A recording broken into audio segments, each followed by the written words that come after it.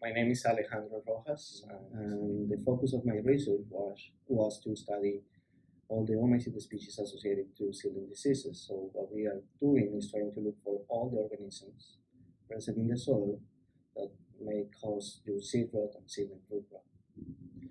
So when we started the study, um, a lot of people knew that there was seedling diseases, and they knew that the main threat was Phytophthora soybean, your common Phytophthora fruit rot.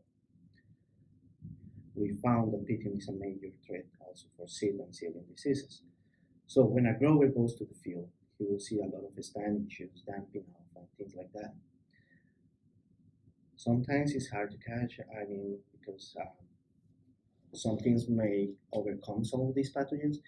But when we were doing this project, we also developed diagnostics, and the idea is that when growers start seeing these issues, they need to go into the field, try to take a few samples and communicate with the diagnostic lab or our lab. We found that multiple species are causing the same disease, and they may respond to different treatments.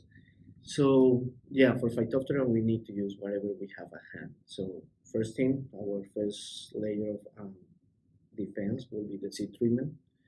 And in this area, we have the mefenoxam or metalaxyl. If your Phytophthora soy won't cause much disease at the beginning of the season, it might be there and it might cause some losses.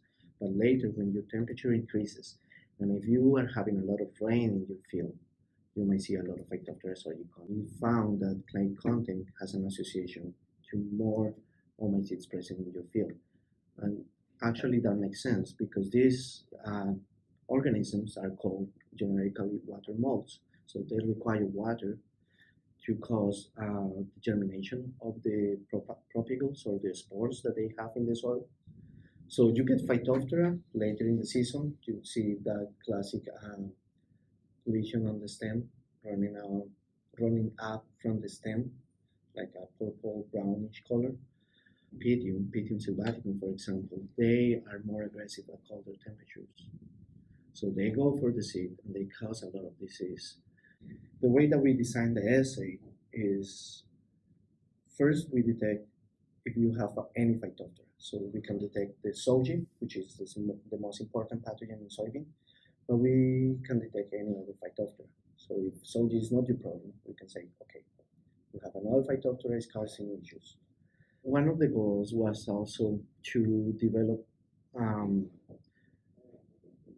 a technique that is able to capture all the diversity that is present in the field, at least for the water molds. So we can know if you have soy and if you have the different species of pythium that we found in the field.